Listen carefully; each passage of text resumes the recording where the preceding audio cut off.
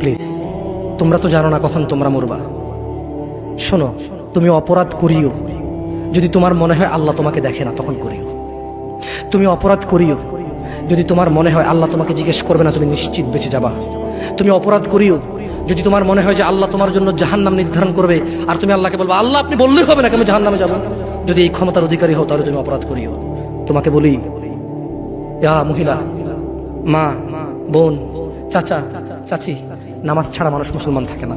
ওয়াল্লাহি আমি বলছি না কোথায় বাঁধবেন, তর্ক পরে। আমি বলছি আপনি নামাজটা স্টার্ট করেন। আমি বলছি না যে তারা ওই 20 রাকাত পড়বেন না 8 রাকাত পড়বেন। আমি বলছি যে আপনি পড়েন, 2 রাকাত হইলেও পড়েন। আমি বলছি যে আপনি ঈশান নামাজ 15 রাকাত দরকার নেই, আপনি শুধু 4 পড়েন। আমি কি বলছি সুন্নত বাদ দিতে? আমি বলছি যে তুমি পড়ছো না, শোনো, ভয় পেও না, ঈশান নামাজ 15 রাকাত তোমার উপরে ফরজ নয়। আমি তোমাকে না করছি না 15 রাকাত পড়তে, আমি বলছি যে তুমি নামাজই পড়ো না, 4 পড়ো। এই 4 রাকাত ঈশা না পড়লে তুমি মুসলিম নও, 3 রাকাত মাগরিব না পড়লে তুমি মুসলিম নও, 4 রাকাত আসর না পড়লে তুমি মুসলিম নও। দেখো আমাকে দোষ দিও না, বুখারী খোলো, সালাত অধ্যায়ে যাও, আযান অধ্যায়ে যাও। আল্লাহর নবী বলেছে তারা ওরা কাফির, ওরা মুশরিক, ওদের আর আমি মুহাম্মদুর রাসূলুল্লাহ সাল্লাল্লাহু আলাইহি ওয়াসাল্লামের উম্মতের মধ্যে পার্থক্য হচ্ছে নামাজ। ও সাহাবা, ও উম্মত, তুমি চিনবা মুহাম্মদের উম্মতকে সাল্লাল্লাহু। ও আমার উম্মত, তুমি কি আমার উম্মতকে চিনতে চাও? শোনো, তারা যারা আমার উম্মত না, আর এরা যারা আমার উম্মত। ওটা আমার উম্মত যারা নামাজ পড়ে না, আমার উম্মত। তুমি আল্লাহর নবীর উম্মত ছাড়া কিভাবে মুসলমান হবা? তোমাকে আমি বলি নামাজটা ছাড়ি প্লিজ। তুমি যে যে অপরাধে লিপ্ত আছো ছেড়ে দাও, চেষ্টা করো, কিন্তু নামাজটাকে তুমি এখন থেকে করবা। তোমার ফজর মিস হওয়া চাই না। তুমি যদি সারা জীবন নামাজ না পড়ো আমার যায় আসে না। তুমি যদি সারা জীবন নামাজ পড়ো আমার কিছু লাভ আছে। তুমি নামাজ পড়লে নাকি আমি আমার লাভে কথা বলছি। শোনো, তুমি নামাজ না পড়লেও আমার লাভ আছে। কি? ইন্নামাল আমালু বিন্নিয়া। আমি নেকির উদ্দেশ্যে কথা বলছি, আমার নেকি হয়ে যাবে। কে ঠেকাবে? তুমি তো আর আল্লাহকে ঠেকাইতে পারবা না। তুমি নিজেকে না নামাজ থেকে বিরত রাখতে পারবা, আল্লাহ যদি নেকি দেয় ঠেকাইতে পারবা? তাহলে আমরা সবাই মিলে বলি আল্লাহর দিকে তাকিয়ে শেভ করিয়েন না। দেখেন, এটা অনেক কিছু না, এমন না যে শেভ করলে আপনি একেবারে কাফের হয়ে গেছেন, মুশরিক হয়ে গেছেন, এমন না। লজ্জা থাকা উচিত। কিভাবে কাটতেছেন? কিভাবে? মহিলার ওঠে না, আপনার ওঠে, কেমনে কাটতেছেন? গলা কেটে দিবেন? কাটবেন না কেন? এটা হারাম। এটা কাটাও তো হারাম। শুকর খাওয়া কি হারাম? এই যুবক, তুমি দাঁড়াও, সবাই লক্ষ্য করবেন না, ওকে কেউ ভিডিও করিও না, পরে লজ্জা পাবে ইন্টারনেট আসলে। তোমাকে এখন শুকরের মাংস দেবো, খাবা? কেন খাবা না? জোরে বলো। আপনি শুকরের মাংস খাবেন? আপনি কুকুরের মাংস খাবেন? কেন খাবেন না? কেন? কেমন হারাম? শুকরের মাংস খাওয়া কি হারাম? এই এখানে তাহলে আর বলছি না, কেউ কি রাজি হবে তার বোনের সাথে জানা করতে? কেন? কেন? কেন? কেন? তো নামাজ না পড়া কি? শুকরের মাংস খাচ্ছ না হারাম দেখে নামাজ ছেড়ে দিচ্ছ, তো সেটা তো হারাম। তার মানে তোমার যদি স্বাদ লাগতো আর তোমার বাপ মা যদি শুকরের মাংস খেতে, তুমিও খাইতা, হারাম আর বাস্তা। তোমার বাপ নামাজ পড়ে না যুবক, তাই তুমি নামাজ পড়ো না। তোমার বাপে ভাত খায় তাই তুমি ভাত খাও, পাকিস্তানের রুটি খায় তাই ওরা রুটি খায়, চাইনিজরা এইভাবে লাঠি দিয়ে খায়, ওরা লাঠি দিয়ে খায়। শোনো, তুমি বলতে চাচ্ছ তুমি শুকর খাও না কারণ এটা হারাম, তুমি মিথ্যু, তুমি একটা চরম মিথ্যাবাদী, ধোঁকাবাজ। তুমি বলছো তুমি শুকর খাও না, এটা হারাম না? তাহলে তুমি নামাজ না পড়ো তো হারাম, তা তুমি কেমনে ছেড়ে দিচ্ছ? এই যুবক, তোমাকে যদি বলে ন্যাংটা হয়ে হাঁটো, হাঁটবা? কেন? কেন? কেন? ন্যাংটা হয়ে কেন হাঁটবা না? কি নোংরা কাজ? নামাজ পড়ো না, তোমার শরম লাগে না? শুকরের মদ কি রাস্তা হেঁটে মদ খেতে পারবে? কার সাহস আছে? এখানে সাহসের অভাব নেই, বাপরে বাপ, এই কথা বলে আবার কারো সাহস জায়গায় দিতে চাই না। তবে অনেকেই চাইবে না, অনেকেই। কেন শরম? কেন? কারণ কেউ যদি রাস্তা দিয়ে হেঁটে হেঁটে মদ খায়, ওর সাথে কেউ মেয়ে বিয়ে দিবে? কেউ? আপনি রাজি হবেন রাস্তায় ভাবে মদের বটল নিয়ে হাতে হাতে মদ খায়, এর কাছে মেয়ে বিয়ে দিবেন? কেন? এটা নির্লজ্জ লোক মদ হেঁটে হেঁটে খায় ওপেনে। এই ছেলেটাই কিন্তু ওপেনে নামাজ পড়ে না, আপনি মেয়ে বিয়ে দিচ্ছেন। আপনি নাকি ধার্মিক? হ্যাঁ, চিটিং মেশিন। আমি আপনাকে বদনাম করতে আসি না, কিন্তু আপনি মিথ্যুক, এটা বুঝে নেন তো। আচ্ছা, আপনাকে মিথ্যুক বলার পর আমার কতটুকু লাভ হলো? 2-4 লাখ টাকা যাবে ঢুকেছে, ঠিক না? আমেরিকা থেকে আসতেছে, না, আমি আপনাকে মিথ্যুক বলে লাভ না, আমি আপনাকে মিথ্যুক বলতে আসি নাই, তবে আমি আপনাকে বলি আল্লাহ ক্ষমাশীল, ক্ষমাকারী। ঠিক আছে, আপনি সত্য দাবিদার হবেন। একটা ছেলে প্রকাশ্যে মদ খেলে আপনি তার সাথে মেয়ে বিয়ে দেন না, একটা ছেলে প্রকাশ্যে নামাজ আদায় করে না। আল্লাহর কসম, এই পৃথিবীতে যত মদ আছে সবাই যদি একজনে খেয়ে ফেলে, সে কাফের হবে না। কি হবে না? কিন্তু এক ওয়াক্ত নামাজ ছেড়ে দিলে কাফের। ঠিক, আপনার কাছে মদ খাওয়াটা আমি কি মদ খাওয়াকে ছোট করে দেখতেছি তার মানে না? এখন কিছু লোক বলে, জামশেদ ভাই বলছেন নামাজ না পড়া অনেক বড় অপরাধ, আর মদ খা তুই, পুরো পৃথিবী সব খেয়ালা কিছু না। আমি মনে হয় এটা বলছি, ঠিক না? না, এরকম বুঝে ভাই, বুঝে এরকম অনেকে আছে, বুঝে। এটা বুঝিয়েন না, আমি উদাহরণ দিয়েছি। শরম করুন। আপনি বাপের সামনে সিগারেট খেতে লজ্জা করে, বাপের সামনে বেনামাজি থাকতে লজ্জা করে না। আপনারা আপনার স্ত্রীদের সাথে যে ঘুমান, ছেলে সন্তানের সামনে ঘুমান, লজ্জা করে, কিন্তু ছেলের সামনে বেনামাজি থাকেন, লজ্জা করে না। আপনি বুঝেন, এই পৃথিবীতে লা ইলাহা ইল্লাল্লাহ বলার পরে, লা ইলাহা ইল্লাল্লাহ বলার পরে, ওয়া আন্না মুহাম্মাদুর রাসূলুল্লাহ বলার পরে শিরক, আল্লাহর সাথে অংশীদারিত্ব হচ্ছে সবচেয়ে বড় অপরাধ। ঠিক আছে, এরপর কাজ হচ্ছে সালাহ, এরপর কাজ কি? নামাজ। এরপর কাজ কি? নামাজ।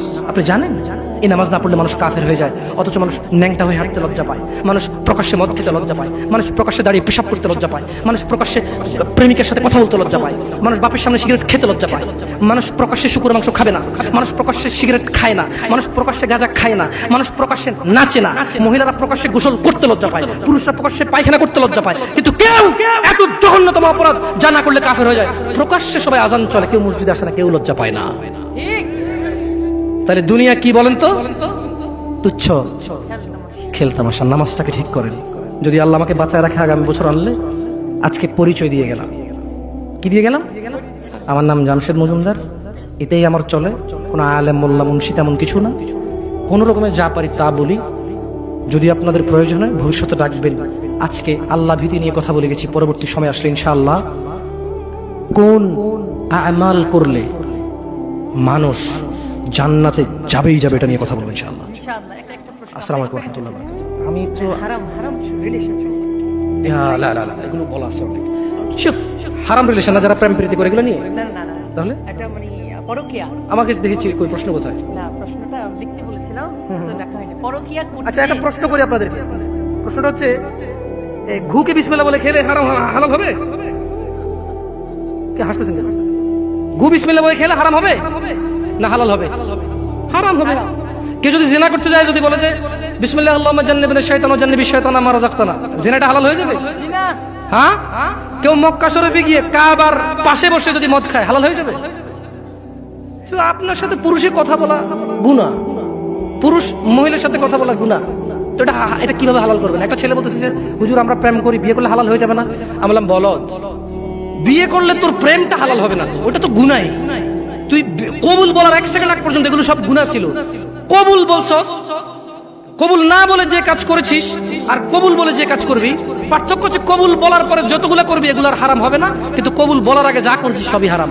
হারামকে কখনো হালাল বানানো, হারামকে কখনো হালাল বানানো যাবে না। বরঞ্চ এটা করতে পারিস যে আমি হারামে ছিলাম, আমি এখন এটা হালাল করেছি, আল্লাহ তুমি আমার হারামটাকে ক্ষমা করো। হারাম কখনো হালাল হবে না। আসসালামু আলাইকুম ওয়া রাহমাতুল্লাহি ওয়া বারাকাতুহু।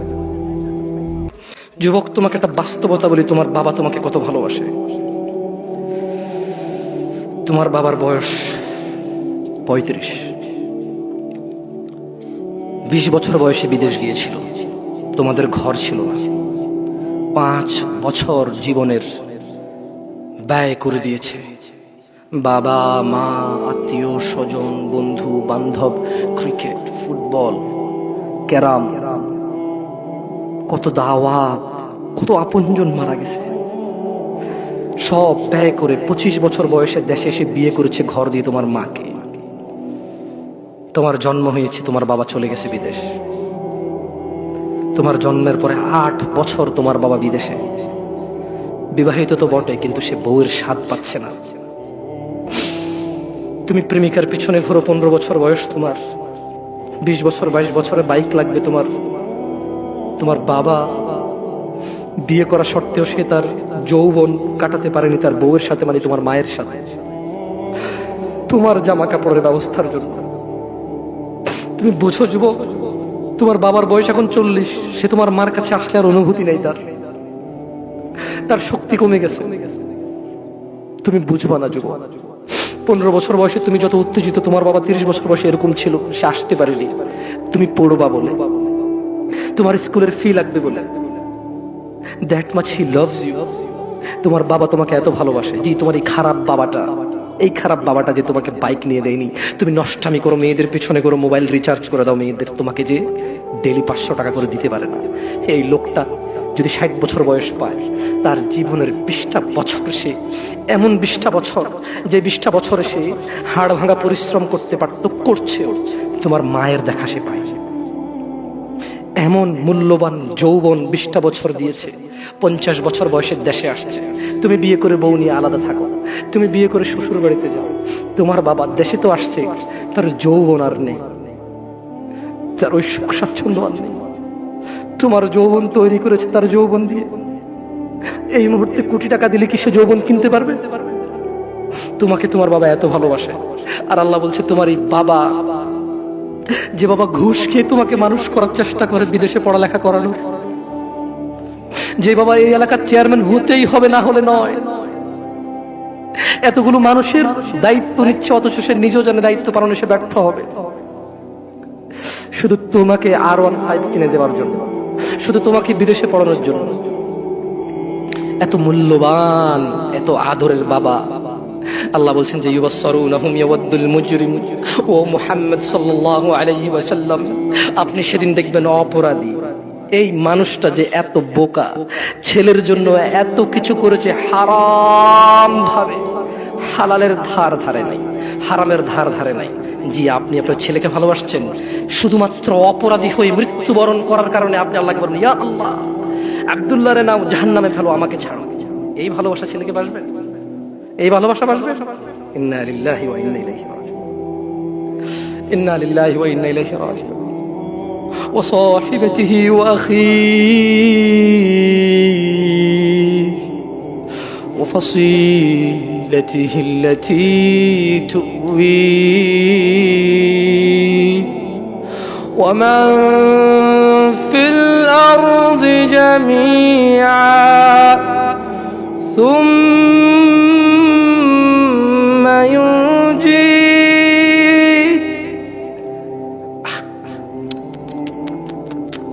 আমার মনে হয় না এই সূরাটা আমি শেষ করতে পারবো। ইন্না লিল্লাহি, আল্লাহ এগুলো কি বলছে? আল্লাহ বলছে যেদিন আকাশ রঙিন গলিত ধাতুর মতো হবে, অপরাধী বাঁচতে চায়, বন্ধু বন্ধুর খবর নেবে না, অপরাধী বাঁচতে চাইবে তার অপরাধ থেকে নিজের সন্তানের বদলে, ইয়া আল্লাহ লে সন্তানকে যা খুশি কর, আমারে বাঁচা। এরপর বলবে ইয়া আল্লাহ ওয়া সাহিবাতিহি ওয়া আখি, আল্লাহ আমার এই সুন্দরী বউর জন্য আমি কত অপরাধ করলাম, আল্লাহ তারে নেও, আর যা খুশি করো, আমারে ছাড়ো। আমার ভাই অমুক মেয়েকে রেপ করেছে, আমার ভাই অমুকের মাথা ফাটিয়েছে, আমার ভাই জুয়া খেলে, আমার ভাই অন্যায় করে, আমি মেম্বার ছিলাম, চেয়ারম্যান ছিলাম, আমার মেম্বারও ছিলাম না, চেয়ারম্যানও ছিলাম না, দাদার 100 বিঘা জমি ছিল, এলাকার একটা প্রভাবশালী মানুষ, আমার ভাইয়ের অন্যায়কে আমি অন্যায় করিনি, 30,000 টাকায় ওই মেয়ের ইজ্জতকে ঢেকে দিয়েছি। এইরকম আদরের ভাইটাকে বলবে সাহিবাতিহি ওয়া আখি, ইয়া আল্লাহ বউকে নাও, ভাইকে নাও, ওয়া ফাসিলাতিহি আল্লাতী তুওয়িহি, বলবে ইয়া আল্লাহ আমার বংশ, আমি অন্যায় করলে যারা আমাকে আশ্রয় দিত, ইয়া আল্লাহ আমি হারাম করলে, অন্যায় করলে যারা আমাকে আশ্রয় দিত, ওদের সবাইকে নাও, সবাইকে নাও, আমাকে কি করো, কি করো। এখানে এসে ক্ষান্ত হবে না, বলবে ওয়ামান ফিল আরদি জামিআন সুম্মা ইউনজি, ইয়া আল্লাহ জি, যে 200 বিঘা জমির জন্য ছেলের কাছে মেয়ে দিয়ে দিয়েছেন, মেয়ের ধার্মিকতা ছিল, কিন্তু আপনি বাবা হয়ে পাগল হয়ে গেছেন, 200 বিঘা জমির মালিকের সাথে আত্মীয়তা করবেন, আপনার মেয়ে সুখে থাকবে, ছেলে গাঁজা খায়, নামাজ পড়ে না, দাড়ি চাচা, মদখোর, আপনি প্রভাবশালী মানুষের সাথে আত্মীয়তা করবেন, আপনার মেয়েটা তার জীবনে শুধু ভাত খেলে নাকি সুখী থাকবে, আত্মীয়তা করেছেন 200 বিঘা জমির মালিকের সাথে। ধুর, আল্লাহ বলছে যে ইয়া মুহাম্মদ, ও মুহাম্মদ সাল্লাল্লাহু আলাইহি ওয়াসাল্লাম, ও নবী, আপনি দেখবেন এই লোকটা কি চাইবে সেদিন জানেন? বলবে ইয়া আল্লাহ ওয়া ফাসিলাতিহি আল্লাতী তুওয়ি ওয়া মান ফিল আরদি জামিআন সুম্মা ইউনজি, ইয়া আল্লাহ এই দুনিয়ার মধ্যে যত স্বর্ণ হীরা মোতি মাণিক্য 100 200 500 পুরো পৃথিবী সমান, সব কিছু নাও, শুধু আমাকে আল্লাহ ছেড়ে। সম্ভব? দুনিয়া আল্লাহর কাছে মাসির জানার মতো, কিসের মতো? তো আপনার এই উপহার আল্লাহর কাছে কি? আমি এই জন্য আগে বলেছিলাম, আপনারা আল্লাহর কথা বুঝলে খুব সহজ, দুনিয়া আল্লাহর কাছে মাছির ডানার মতো আরো তুচ্ছ। তো আপনি যদি পুরো দুনিয়ার শব্দ বলেন যে আল্লাহ এই নাও দুনিয়ার সব, আল্লাহর কাছে এটা কিসের মতো না? তো আল্লাহ খুশি হবে এটা? আপনারা কে ভাষা বললো এই নে মশার ডানা আমার স্যার, লাথি মার বুঝে বেটা ফুটবলের মতো সব সহায়ওয়ালা গলাদ। ঠিক বলছি না ভুল বলছি? আচ্ছা আমি আসি। খাল্লা না ইন্নাহা লাযা ও মুহাম্মদ, এই অপরাধী ছেলে দিবে, বউ দিবে, ভাই দিবে, আত্মীয় স্বজন যারা আশ্রয় দিত তাদের দিবে, পুরো পৃথিবীতে এবং পৃথিবীতে যা আছে সব দিবে। খাল্লা না, আমি আল্লাহ মানবো না। ইন্নাহা লাযা, নিশ্চয় জাহান্নামের এই আগুনটা হচ্ছে লেলিহান আগুন, নাযাআতাল লিশ-শাওয়া, যা তার চামড়া খসে দেবে। তাদউ মান আদবারা ওয়া তাওয়াল্লা, জাহান্নাম ওকে ডাকবে। মান আদবারা ওয়া তাওয়াল্লা, জাহান্নাম ওই ব্যক্তিকে ডাকবে যে সত্য কথা শোনার পরেও এটাকে অবহেলা করেছে, অবজ্ঞা করেছে, সত্য থেকে মুখ ফিরিয়ে নিয়েছে। জাহান্নাম কাকে ডাকবে? জাহান্নাম কাকে ডাকবে? জাহান্নাম কাকে ডাকবে? আপনারা মনে আমার কথা বুঝেন না, আমি কি আরো স্লো বলবো? একটু স্পষ্ট বুঝা যায়? জাহান্নাম কাকে ডাকবে? যে সত্য থেকে মুখ ফিরিয়ে নেয়। বলুন দাড়ি কেন চাচ্ছেন এবার বলুন? কোন রিজন নেই আপনার কাছে। আপনাকে যে হুজুর বলেছে আপনি মুসলমান, আপনার নাম আব্দুল্লাহ, ওই হুজুর বোকা। আমি হুজুরকে কি বোকা বলতে আসছি এই জায়গায়, নাকি উদাহরণ দিচ্ছি?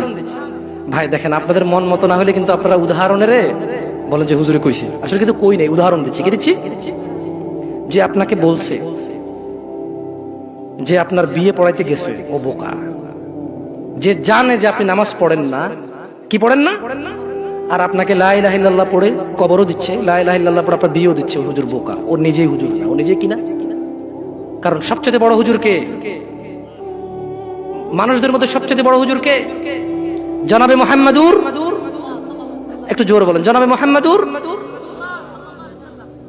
তো উনি বলেছেন মান তারাকা সালাহ, যে নামাজ ছাড়লো ফাকাদ কাফার, সে কুফরি করলো। রাসূল কি বলেছে বলেন তো সবাই? রাসূল কি বলেছে? তো এবার আপনি গেছেন ওকে লা ইলাহা ইল্লাল্লাহ বলে বিয়ে পড়াইতে। আরে ওর কিসের বিয়ে? ও বলবে অং বং চং চং পং পং যা পারে তা বলে বিয়ে পড়াবে। আমি খুব তুচ্ছ বলছি মনে না আপনাদেরকে? শরম লাগে না? কি দুই নাম্বারই করবেন না প্লিজ। আপনি নামাজ পড়েন না আর আমি এটা বললে দোষ, আপনি না পড়লেও দোষ না আর আমি বললেই দোষ। তো যে জিনিস বললেই এত দোষ, আপনি এই জিনিসটা করতেছেন না, কত দোষ চিন্তা করেন। বুঝতে পারছি না? শুনুন, কথা শর্ট করবো ইনশাআল্লাহ, অনেক রাত হয়ে গেছে, আপনারা কষ্ট পাচ্ছেন। ইয়া নাস, হে মানুষ, আল্লাহকে ভয় করো। প্রশ্ন তো আসে আমার কাছে, প্রশ্ন শোনার পরে ঘুম আসে না সারা রাত আমার। কি প্রশ্ন? হুজুর, একটা মেয়ে ডিভোর্সি, তার সাথে আমার যোগাযোগ হয়, কথাবার্তা হয়, বিবাহর যা সম্পর্ক সবই হয়। এখন আমার কাছে মনে হয় মেয়েটা লোভী, সে গিফট চায়, আর অন্যান্য ছেলের সাথে মনে কথা বলে। কিন্তু ইয়েতিম মানুষ, আমারও দয়া লাগে। আমার কি মেয়ের সাথে সম্পর্ক কন্টিনিউ করা জায়েজ হবে? আমি কি কয়? আপনি হাসতেছেন, আমার সারা রাত ঘুম আসে না। আমার বউ আমারে কয় তুমি কি পাগল হয়ে গেলা, নিজে নিজে হাসো কেন?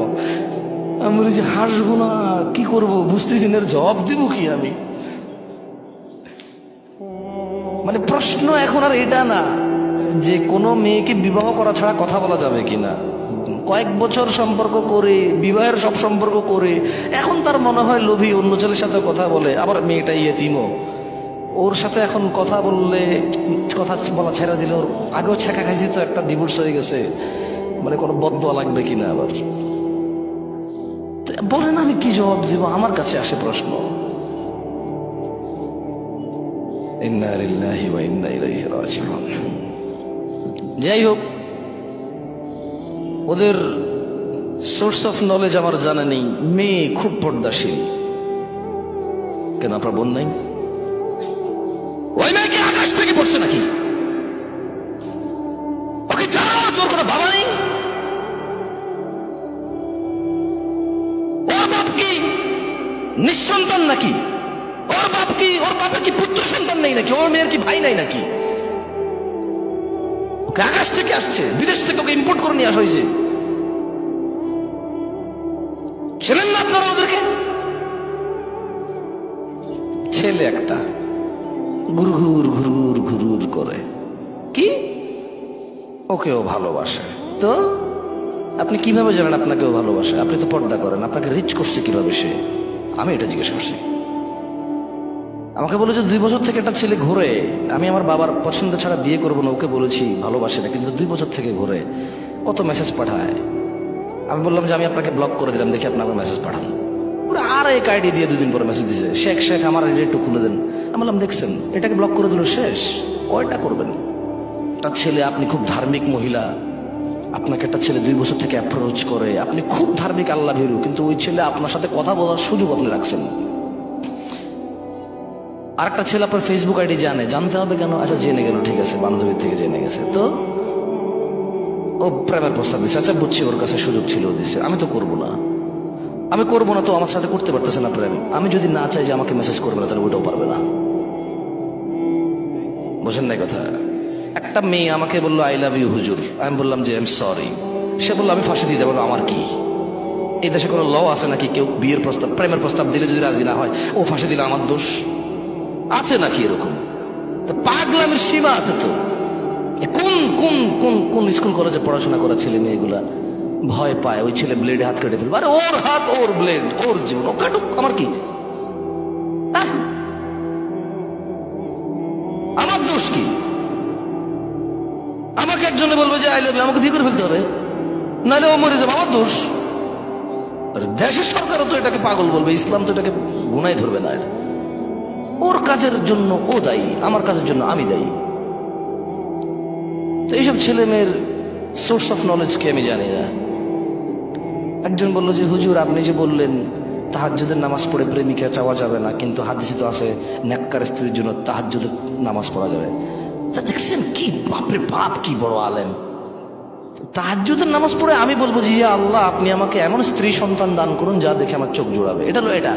আর সে বলছে ইয়া আল্লাহ জরিনাকেই আমাকে দাও। তুই জরিনাকে চিনোস কেমনে? তোর যে ইসলাম তোরে শিখাইছে যে তাহাজ্জুদ পড়ে দোয়া করলে নেককার স্ত্রী পাওয়া যায়, ওই ইসলামকে তোর জরিনারে শিখাইছে, চিনাইছে? ওই ইসলাম তোর চকিনা চিনাইছে? ওই ইসলাম জানলে তো জরিনা চকিনা চিনারই কথা না। বুঝে দিতে পারে নেই। ইসলাম আমাকে শিখাইছে যদি আমি তাহাজ্জুদ পড়ি নেককার স্ত্রী পাবো দোয়া করলে। এই ইসলামই আমাকে এমন প্রোটোকল দিছে, কুল্লিল মুমিনিন, এ মুহাম্মদ সাল্লাল্লাহু আলাইহি ওয়াসাল্লাম মুমিন পুরুষকে বলেন ইয়াগুদ্দু আবসারহুম, এ যাতে এর চোখ নিম্নগামী করে, ওয়া ইয়াহফাযু ফুরুজাহুম, এবং তার লজ্জাস্থান হেফাজত করে। তো আমার চোখটা নিজে জরিনা কিরকম আমি তো চিনি না, তা আমি কেমনে তাহাজ্জুদে পড়বো? কল্পনা করে জরিনার ইয়া আল্লাহ এই মাইয়াটাই আমার লাগবে। তো দুয়ার মধ্যে পার্থক্য আছে না? তাইলে একটা হচ্ছে নেককার স্ত্রী চাইলাম, আর একটা হলো ওরেই চাইলাম। তো ওকে তোরে ইসলামে তো ওরে চিনার সুযোগই দেয় নাই। চিনোস কেমনে তাইলে? ও বেটা চিনোস কেমনে? ইসলাম তো আমাকে চোখে না জোরে নাকি চিনায় না, তাহলে আমি তাহাজ্জুদের নাম নিলাম কেমনে? ওর চেহারা কেমনে আমার চোখে বাসে? ও তো ইসলাম আমাকে অ্যালাউডই করে নাই ওকে দেখা। মানে ইসলামের যেটা নিষেধ করেছে ওটা আমি দেখবো, দেখে কোনটা দিবে সুযোগ আছে ওটার জন্য যাবে। এভাবে হয় নাকি? এভাবে হয়? দোয়া কবুল হয় এভাবে? যুবক তোমার গান না শুনলে ঘুম আসে না, কাকা আপনার গান না শুনলে অটো চলে না, চাচা আপনার গান না শুনলে অটো চলে না, চাচি আপনার গান না শুনলে দুঃখ ভোলে না, বোন গান না শুনলে তোমার হৃদয় আনন্দিত হয় না। তুমি শোনো তোমার রব কি বলছে। বোন, চাচি আপনি শুনুন আপনার রব কি বলছে, চাচা আপনি শুনুন আপনার রব কি বলছে। যুবক তুমি শোনো তোমার স্রষ্টা, যার কাছে তোমার নিঃশ্বাস, যিনি চাইলে তোমাকে দগ্ধ করে দিতে পারে জ্বলন্ত আগুনে, যিনি চাইলে তোমাকে দান করতে পারে বাগ বাগিচা নহর যা তোমার পায়ের নিচে বইবে। এত মহান রব তোমাকে বলছে ইন্নামাল মুমিনুন, নিশ্চয় যারা ঈমানদার, নিশ্চয় যারা মুসলিম ঈমান এনেছে মুমিন, আল্লাযীনা ইযা যুকিরাল্লাহু ওয়াজিলাত কুলুবুহুম, যখন তাদের সামনে আল্লাহর স্মরণ করা হয় তাদের হৃদয় শান্ত হয়ে যায়। ওয়া ইযা তুলিয়াত আলাইহিম আয়াতুহু যাদাতুহুম ঈমানা, আর যখন তাদেরকে আল্লাহর দিকে ডাকা হয় কোরআনুল কারীমের আয়াত দিয়ে, যাদাতুহুম ঈমানা, তখন তাদের ঈমান বৃদ্ধি হয়ে যায়। ওয়া আলা রাব্বিহিম ইয়াতাওয়াক্কালুন, তাদের প্রতিপালকের প্রতি তাদের আরো ভরসা বেড়ে যায়। হে যুবক, মুনাফিকের ফাঁদে পা দিও না। তারা চায় তোমরা নেশায় মত্ত হয়ে তোমরা তোমাদের জীবনটাকে জাহান্নামে উজাড় করে দিতে। তারা চায় তোমরা শয়তানের ফাঁদে পা দিয়ে তোমরা আল্লাহ দ্রোহিতা এবং রাসূল দেশদ্রোহিতায় মেতে উঠতে তারা চায়, অথচ আল্লাহ তাআলা তোমাদের সফলতার দিকে ডাকে, অথচ আল্লাহ তাআলা তোমাদের সফলতার দিকে ডাকে। হে মানুষ, মুনাফিকের ফাঁদে পা দিও না।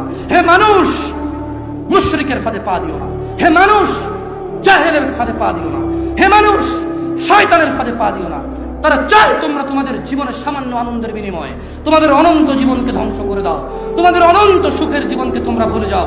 তারা চায় তোমরা জ্বলন্ত আগুনে জ্বলো। শোনো মানুষ, আল্লাহকে ভয় করো। কিয়ামত দিবসে সব চাইতে কম আযাব যাকে দেওয়া হবে, তার পায়ের নিচে একটা কয়লা রাখা হবে জাহান্নামের। তার মস্তিষ্ক টকবক টকবক করে জ্বলবে, তার মস্তিষ্ক টকবক টকবক করে জ্বলবে। এই ব্যক্তি মনে করবে আমার চাইতে বেশি শাস্তি মনে হয় আল্লাহ তাআলা যত মানুষ সৃষ্টি করেছে আর কাউকে দেয়নি। অথচ আল্লাহ সুবহানাহু ওয়া তাআলা, রাসূল সাল্লাল্লাহু আলাইহি সাল্লাম বলেছেন, এর চাইতে নিম্নমানের শাস্তি আর কাউকে দেওয়া হবে না, যার পায়ের নিচে শুধু একটা কয়লা রাখা হবে, তার মস্তিষ্ক টকবক টকবক করে জ্বলবে। আল্লাহ সুবহানাহু ওয়া তাআলা বলেন, ইউবাসসিরুনহুম, ও মুহাম্মদ সাল্লাল্লাহু আলাইহি সাল্লাম আপনি দেখবেন অপরাধীরা যারা ঘুষ নিয়ে ব্যস্ত, সুদ নিয়ে ব্যস্ত, জিনা নিয়ে ব্যস্ত, মদ নিয়ে ব্যস্ত, জুয়া নিয়ে ব্যস্ত, মিথ্যা নিয়ে ব্যস্ত, আযানকে পরোয়া করে না, সালাতকে পরোয়া করে না, বেনামাজি হওয়াকে কুফরি মনে করে না। ইউবাসসিরুনহুম, আপনি দেখবেন ইয়াওয়াদুল মুজরিম, এই অপরাধীগুলো লাউ ইফতাদি মিন আযাবি ইয়াউমিযিন বিবানি, তারা আল্লাহকে বলবে, ইয়া আল্লাহ, ইয়া আল্লাহ এই ছেলেকে নিয়ে নেন, ইয়া আল্লাহ এই ছেলেকে জাহান্নামে দিয়ে দেন, আমার মুক্তিপণ হিসেবে আমি ছেলেকে দিয়ে দিলাম, আমাকে আজকে আপনি জাহান্নামের আগুন থেকে বাঁচিয়ে দেন। ওয়া সাহিবাতিহি ওয়া আখি, অপরাধী অপরাধ করে মৃত্যুবরণ করিও না মুসলিম। এজন্য আমি বক্তব্যের শুরুতে বলেছিলাম, ওয়ালা তামুতুন্না ইল্লা ওয়া আনতুম মুসলিমুন, মুসলমান হওয়া ছাড়া মরিও না। খবরদার, মুসলমান হওয়া ছাড়া